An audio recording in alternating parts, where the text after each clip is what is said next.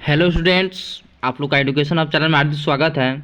मैं class 10th का topic लेकर आया हूँ हिस्ट्री का, जिसका नाम है शहरीकरण एवं शहरी जीवन।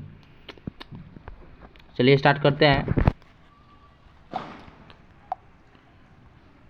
शहरीकरण से आप क्या समझते हैं? तो शहरीकरण एक ऐसी प्रक्रिया है जिसके द्वारा ग्रामीण बस्तियों, कस्बा या शहरों में परिवर्तित हो जाते हैं। इसमें कई नई अर्थव्यवस्था उत्पन्न हुई, जिसमें कृषि, पशुपालन का स्थान व्यापार, शिल्प और उद्योग धंधों ने ले लिया। फिर नेक्स्ट देखेंगे, शहर किस प्रकार के क्रियाओं को केंद्र होते हैं? तो शहर विभिन्न प्रकार की क्रियाओं को केंद्र होते हैं, जैसे रोजगार, शिक्षा, स्वास्थ्य, व्यापार, वाणिज्य, यातायात आदि। शहरी गतिशील अव्यवस्था जो मुद्रा प्रधान होते हैं उसे भी केंद्र होते हैं। शहर के राजनीतिक प्राधिकरणों का एक महत्वपूर्ण केंद्र होता है। नेक्स्ट क्वेश्चन देखेंगे, शहरों में मध्यम वर्ग की भूमिका पर प्रकाश डालें। तो शहरों में पूंजीपति वर्ग एवं श्रमिक वर्ग का स्थान साथ साथ मध्यम वर्ग का भी उदय और विकास हुआ। एक नए सामूहिक समूहों के रूप में उभरे। इस समूह में बुद्धिजीवी, नौकरी पेशा समूह, राजनीतिक, चिकित्सा, व्यापार प्रमुख थे। व्यावसायिक वर्ग नगरों के विकास का प्रमुख कारण बना, जिससे शहरों को नई सामाजिक आर्थिक स्वरूप प्राप्त हुआ। बुद्धिजीवी राजनीतिक वर्ग ने नया राजनीतिक सामाजिक चिंता दिया तथा विभिन्न आंदोलन के दिशा में नेतृत्व प्रदान किया। किन तीन प्रक्रियाओं के द्वारा आधुनिक शहरों का स्थापना निर्णायक रूप से हुई? तो जिन तीन ऐतिहासिक प्रक्रियाओं ने आधुनिक शहरों की स्थापना निर्णायक भूमिका निभाई हुई निम्नलिखित है। औद्योगिक पूंजीवाद का उदय, दूसरी का विश्व के विशाल भूभाग पर औपनिवेशिक शासन की स्थापना, लोकतंत्र आदेशों का विकास। शहर ने किन नई समस्याओं का जन्म लिया? तो नए नए शहरों का उदय हुआ। शहरों की बढ़ती जनसंख्या ने शहरों में नई नई समस्याओं को जन्म दिया। शहरों में श्रमिकों को बढ़ती आबादी ने कई समस्याओं को जन्म दिया, जैसे बेरोजगारी में वृद्धि, आवास की समस्या, स्वास्थ्य संबंध समस्या आदि। शहरों और गाँवों में मुख्य अंतर क्या है? तो शहरों और गाँव में मुख्य अंतर यह है कि ग्रामीण लोगों की आजीविका जैसे कृषि, पशुपालन एवं घरेलू उद्योग धंधों पर आश्रित होती है। वहीं शहरों में लोग विभिन्न व्यवसाय, व्यापार, उद्योग, नौकरी में लगे होते हैं। शहरों की पुरुष और महिलाओं पर समान रूप से आप क्या प्रभाव पड़ते हैं? शहरों का पुरुष और महिलाओं पर समान प्रभाव पड़ता है। दोनों की व्यक्तिगत स्वतंत्रता, अधिकारों और कार्यों पर बल दिया गया है। शहरीकरण का पर्यावरण पर क्या प्रभाव पड़ा? इसे रोकने के लिए क्या प्रयास किए गया है? शहरीकरण के कारण कल कारखानों की स्थापना, चिमनियों से निकालने वाले धुएं, बेतरतीब भीड़, लोगों और सवारियों की आवाजाही, गंदगी और धूल से पर्यावरण काफ़ी दूषित हो गया। तब पर्यावरण की सुरक्षा के लिए समय समय पर प्रयास किए गए। 1840 के दशक में इंग्लैंड के प्रमुख औद्योगिक नगरों में धुआं नियंत्रण कानून लागू किया गया। भारत में 1863 में कलकत्ता में धुआं निरोधक कानून बनाया गया। नेक्स्ट क्वेश्चन देखेंगे, नगरीय जीवन एवं आधुनिकता एक दूसरे से अभिन्न रूप से कैसे जुड़े हुए हैं? शहरों का सामाजिक जीवन आधुनिकता के साथ अभिन्न रूप से जोड़ा जा सकता है। वास्तव में नगरीय जीवन आधुनिकता एक दूसरे की अभिव्यक्ति है। शहरों के आधुनिक व्यक्ति का प्रभाव क्षेत्र बना सकता है। शहरों व्यक्तियों को संतुष्ट करने के लिए अंतहीन संभव प्रदान करता है। आधुनिकरण ने नगरीय जीवन के काफ़ी हद तक प्रभावित किया गया। यूरोपीय इतिहास में घेटो का क्या अर्थ है? यूरोपीय इतिहास में घेटो शब्द का समानता अर्थ मध्य यूरोपीय शहरों में यहूदियों की बस्ती के लिए प्रयोग किया गया है, लेकिन आज के संदर्भ में यह विशिष्ट धर्म, जाति, लिंग या समान पहचानने वाले लोगों के साथ रहने की इंगित करता है। घोटकर की प्रक्रिया मिश्रित व्यवस्था वाले पड़ोस के स्थान पर समुदाय पड़ोस में बदलाव का होना सामूहिक अंगों का एक विशिष्ट देशिक रूप से होता है।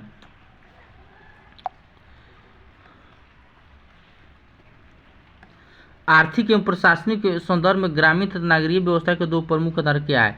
आर्थिक तथा प्रशासनिक संदर्भ में ग्रामीण तथा नगरीय व्यवस्था के दो प्रमुख आधार है। जनसंख्या का घनत्व, शहरों में जनसंख्या घनत्व अधिक होता है। कृषि आधारित आर्थिक क्रियाओं का अनुपात, कृषि आधारित आर्थिक क्रियाओं का अनुपात गाँव में अधिक होता है। चार्जशीट आंदोलन को क्यों चलाया गया था? बालिग पुरुषों के लिए मताधिकार की मांग को लेकर इंग्लैंड में चार्जशीट आंदोलन चलाया गया था। 19वीं और 20वीं सदी में लंदन में कामकाजी महिलाओं में किस प्रकार का बदलाव आया, इसका क्या कारण था। तो 18वीं और 19वीं शताब्दी में जब इंग्लैंड में कारखाने स्थापित होने लगे तभी बड़ी संख्या में स्त्रियां भी इनके काम करने लगी। कुछ समय तक इंग्लैंड में तकनीक में परिवर्तन के कारण जब कुशल श्रमिकों की आवश्यकता हुई तो इन स्त्रियों को कारखाने से हटाया जाने लगा। कारखाने में काम बंद होने पर स्त्रियां घरेलू काम धंधों में लग गई। 1861 की जनगणना के अनुसार लंदन में 2.5 लाख घरेलू नौकरी थे, जिनमें महिलाओं की संख्या अधिक थी और उनकी औरतें अपने परिवार की आमदनी बढ़ाने के लिए अपने मकान में पेइंग गेस्ट को रख लेती थी। कुछ स्त्रियां अपने घर ही रहकर अपने कपड़े सिले, उसी ऊनी वस्त्र बुनने तथा कपड़ा धोने का काम करने लगी। प्रथम विश्व युद्ध के दौरान जब पुरुष बड़ी संख्या में युद्ध में शामिल होने लगे तथा युद्धकालीन आवश्यक सामग्रियों का मांग बढ़ गई, तब महिलाएं पुरुषों घरेलू काम छोड़कर विभिन्न उद्योगों में काम करने लगी। दफ्तरों में उन्हें रोजगार के अवसर मिले। इस प्रकार महिलाओं की आर्थिक क्रियाकलापों में महत्वपूर्ण भागीदारी रही। 19वीं शताब्दी के मध्य में बम्बई की आबादी में भारी वृद्धि क्यों हुई। 19वीं शताब्दी में बम्बई का विकास एक महत्वपूर्ण बंदरगाह के रूप में रह के विकास के साथ साथ यह प्रशासनिक गतिविधियां भी बढ़ गई, अतः यह पश्चिम भारत में ईस्ट इंडिया कंपनी का मुख्यालय भी बन गया। औद्योगीकरण का जब विकास हुआ तो बम्बई बड़े औद्योगिक केंद्र के रूप में बदल गया। बाद में बम्बई को तेजी से विकास हुआ। शहर फैलने पर लगा। व्यापारी, कारीगरी, उद्योगपति, दुकानदार, श्रमिक बड़ी संख्या में आकर यहाँ बसने लगे। इससे बम्बई पश्चिम भारत का सबसे नगर बन गया तथा इसकी आबादी काफ़ी बढ़ती गई। बम्बई की बहुतरे फिल्म शहरों में बाहर से आने की जिंदगी पर क्यों आधारित थी। औद्योगिक और आर्थिक केंद्र होने के कारण अतिरिक्त बम्बई रूपलाले दुनिया या फिल्म उद्योग का केंद्र था। फिल्म उद्योग से आकृष्ट होकर इस उद्योग में अपने भविष्य तलाशने में सुहाने प्रतिवर्ष हजारों व्यक्ति इस नगर में आते थे। इसलिए अधिकांश फिल्म बम्बई में आने वाले प्रवासियों के जीवन और उनके द्वारा भोगी गई कठिनाइयों, उनकी आशाओं और निराशों पर केंद्रित कर बन गई। व्यवसायी पूंजीवाद से किस नगर के उद्भव अपना योगदान दिया। नगरों के उद्भव का एक प्रमुख कारण व्यवसायिक पूंजीवाद के उद्भव के साथ संभव हुआ। व्यापक स्तर पर व्यवसाय बड़े पैमाने पर उत्पादन, मुद्रा प्रदान व्यवस्था और शहरी अर्थव्यवस्था जिसमें काम के वेतन, बदलते वेतन, मजदूरी का नगद भुगतान, एक गतिशील एक प्रतियोगी अर्थव्यवस्था, स्वतंत्र उद्यम, मुनाफा कमाने की प्रवृत्ति, मुद्रा, बैंकिंग साख, बिल का विनिमय, बीमा, अनुबंधन, कंपनी सदारी, ज्वाइंट स्टॉक मध्याधिकार आदि से पूंजीवादी अर्थव्यवस्था के विस्तार ने नए नए नगरों के उद्भव में अपना योगदान दिया। नेक्स्ट क्वेश्चन देखें, गांव के कृषि जन आर्थिक क्रियाकलापों की विशेषता को दर्शाइए। गांव के कृषि जन आर्थिक क्रियाकलापों की विशेषता प्रमुख रूप से यह है कि गांव की आबादी का एक बड़ा हिस्सा कृषि संबंधी व्यवसाय से जुड़ा होता है। अधिकांश वस्तुएं कृषि उत्पादन से जुड़े होती है जो उनकी आय के प्रमुख स्रोत होते हैं। गाँव की कृषि प्रधान अर्थव्यवस्था मूलतः जीवन निर्वाह अर्थव्यवस्था के अवधारणाओं पर आधारित होती है। नेक्स्ट क्वेश्चन देखेंगे, समाज का वर्गीकरण ग्रामीण और नगरीय क्षेत्रों में किस भिन्नता के आधार पर किया जा सकता है। तो गांव एवं शहरों में सामाजिक वर्गीकरण मुख्यतः व्यवसाय में भिन्नता के आधार पर किया जा सकता है। ग्रामीण आबादी का एक बहुत बड़ा भाग मुख्यतः कृषि जन है क्रियाकलापों से संबंधित होता है। इसके विपरीत शहरी आबादी मुख्यतः गैर कृषि व्यवसाय, नौकरी, उद्योगों तथा व्यापारों में संलग्न होती है। नेक्स्ट क्वेश्चन देखेंगे, उन दो कानूनों का नाम लिखे जिनके द्वारा इंग्लैंड में बाल श्रमिकों को कारखाने में काम करने से रोक दिया जाता है।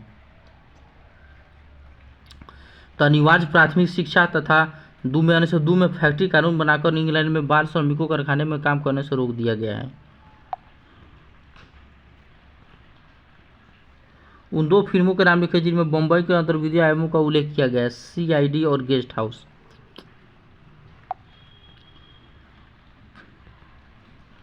बम्बई की चाल किस प्रकार की इमारत, इनका निर्माण कब से आरंभ हुआ।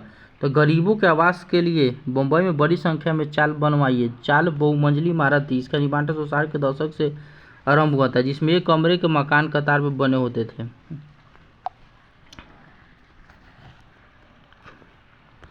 19वीं शताब्दी में धनी लंदनवासी ने गरीबों के लिए मकान बनाने की वकालत की। क्यों। 19वीं शताब्दी में लंदन में गरीबों के आवास से जुड़ी एक बड़ी समस्या थी। कारखानोदारी व्यवस्था में लंदन ने नगरों का स्वतंत्र परिवर्तन कर दिया। कारखानों में काम करने के लिए बड़ी संख्या में लोग लंदन आने लगे। परंतु उनके सामने आवास की समस्या थी। शहर में रहने के लिए घर उपलब्ध नहीं थे।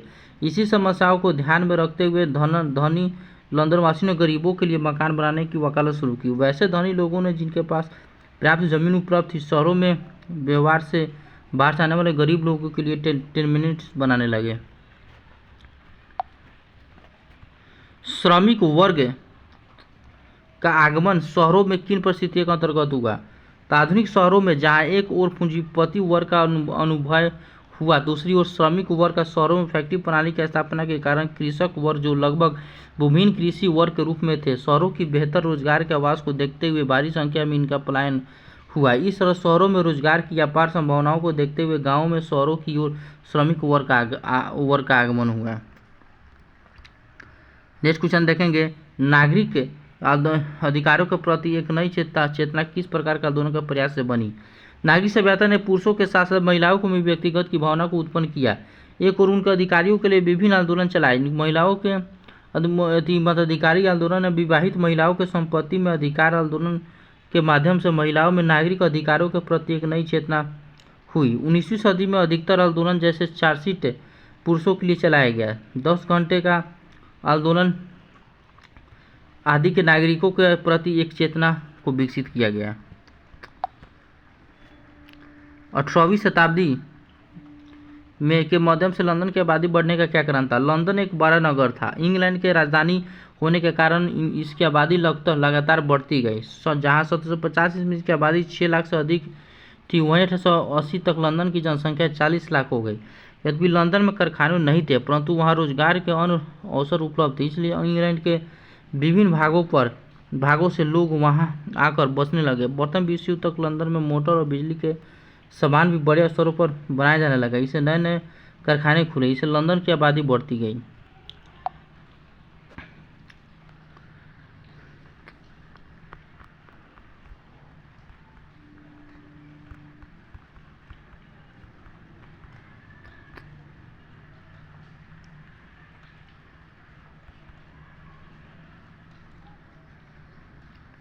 नेक्स्ट क्वेश्चन देखेंगे, नगरों में विशेषाधिकार प्राप्त वर्ग अल्पसंख्यक ऐसी मान्यता क्यों बनी? तो विशेषाधिकार प्राप्त के वर्ग होते हैं जो सामाजिक तथा आर्थिक दृष्टि से सर्वसंपन्न होते हैं। यह बात सही है कि नगरों में सामाजिक तथा आर्थिक विशेषाधिकार प्राप्त वर्ग सीमित होता है, अतः इन्हें अल्पसंख्यक कहा गया है। चूँकि वह वर्ग सुविधा संपन्न होता है, इसलिए पूर्ण रूप उन्नति तथा संतुष्ट जीवन जी जा सकते हैं। अधिकतर व्यक्ति जो शहरों में रहते हैं उनका साधन सीमित है तथा बदलाव में सीमित रहने के कारण उनके सापेक्षिक स्वतंत्रता प्राप्त नहीं है।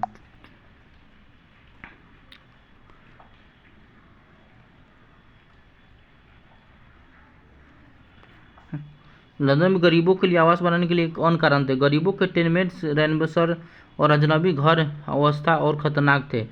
इसमें आम आग लोगों की खतरा थी, जिसमें पूरी तरह का नुकसान हो सकता था। गरीबों की बड़ी संख्या में सामाजिक राजनीतिक उथल-पुथल आ सकती थी।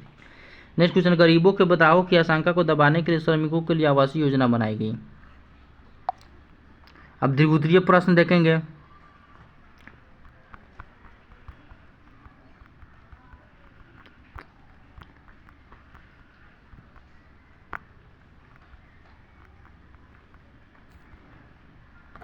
ग्रामीण तथा नगरीय जीवन के बीच विभिन्नताओं को स्पष्ट करें।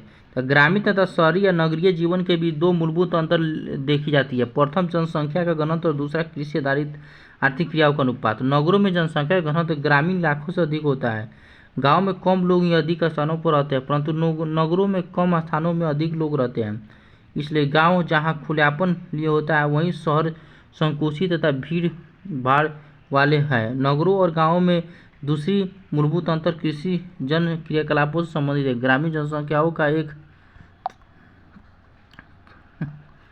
बहुत बड़ा भाग कृषि और इसके उत्पादन पर आश्रित रहता है और वहीं उसके आजीविका का मुख्य साधन होता है। इसके विपरीत शहरी जनसंख्या का अधिकांश भाग गैर कृषि व्यवसाय, विशेषकर नौकरी, उद्योग तथा व्यापारिक गतिविधियों से लगी रहती है। इसके अतिरिक्त ग्रामीण तथा शहरी जीवन की अर्थव्यवस्था एक दूसरे से भिन्न होती है। शहरी अर्थव्यवस्था मुद्रा प्रधान अर्थव्यवस्था होती है, ग्रामीण अर्थव्यवस्था की तुलना में अधिक गतिशील होती है। नेक्स्ट देखेंगे, शहरीकरण की प्रक्रिया में व्यावसायिक वर्ग, मध्यम और मजदूर वर्ग की भूमिका की चर्चा करें तो शहरीकरण की प्रक्रिया में समाज में विभिन्न वर्ग अस्तित्व आया। शहरीकरण की प्रक्रिया में इन वर्गों की भूमिका क्रमानुसार इस प्रकार है। व्यावसायिक वर्ग, शहरीकरण की प्रक्रिया के कारण व्यापार तथा वाणिज्य का विकास हुआ। नए नए व्यवसाय के कारण विभिन्न व्यवसाय वर्ग का उदय हुआ। चूँकि व्यापार शहर में भी होते थे, इसलिए शहरों में ही विभिन्न व्यावसायिक वर्ग अस्तित्व में हुआ। शहरों में यह व्यावसायिक वर्ग एक नए सामाजिक शक्तियों के रूप में उभर कर आया। मध्यम वर्ग क्या है? शहरीकरण के परिणाम स्वरूप समाज के नए नए वर्ग मध्यम वर्ग का एक उदय हुआ। यह एक शिक्षित वर्ग था जो विभिन्न पेशों में रहकर भी औसतन एक शक्तिशाली आय प्राप्त करने वाले वर्गों के रूप में उभर कर सामने आया। यह बुद्धिजीवी वर्ग कहलाया। यह मध्यम और शहरों में विभिन्न रूप में कार्यरत जैसे शिक्षक, वकील, चिकित्सा, इंजीनियर, क्लर्क, अकाउंटेंट आदि समाज पर इन व्यापक प्रभाव था। ये राजनीतिक आंदोलन में भाग लेते था, इसे नेतृत्व भी प्रदान करते थे। मजदूर वर्ग देखेंगे। शहरीकरण की प्रक्रिया ने समाज में जहाँ एक और पूंजीवाद वर्ग के जन्म दिए, वहीं दूसरी ओर श्रमिक या मजदूर वर्ग का भी कारखाने प्रथा से शहरों में श्रमिक वर्ग का उदय हुआ और विकास हुआ। यह मजदूर वर्ग संगठित होकर अपने संगठन बनाता था, अपने मांगों के समर्थन में समय समय पर हड़ताल भी दिए। इस प्रकार हड़ताल और श्रमिक आंदोलन आदि शहरों की विशेषता बन गई। शहरी जीवन में किस प्रकार के सामाजिक बदलाव आए? शहरी जीवन के कारण विभिन्न प्रकार के सामाजिक बदलाव आए जो निम्नलिखित है। शहरों में सामूहिक पहचान के लिए सिद्धांत को बढ़ाया, जिससे समूह विभिन्न प्रजातियों, निर्जातियों, प्रदेश, क्षेत्रीयता को प्रतिनिधित्व करते हैं। कम स्थान में विभिन्न प्रकार के लोगों के रहने से पहचान की भावना बढ़ती है।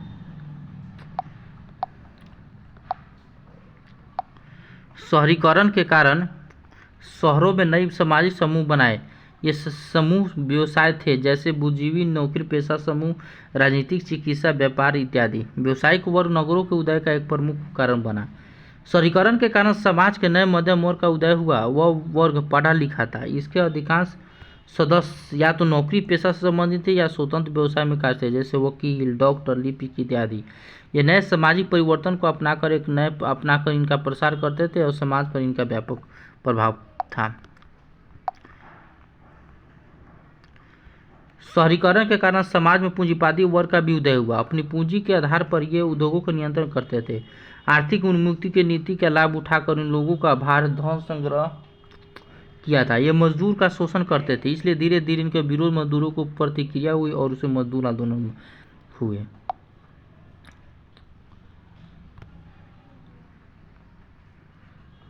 नेक्स्ट पॉइंट देखेंगे।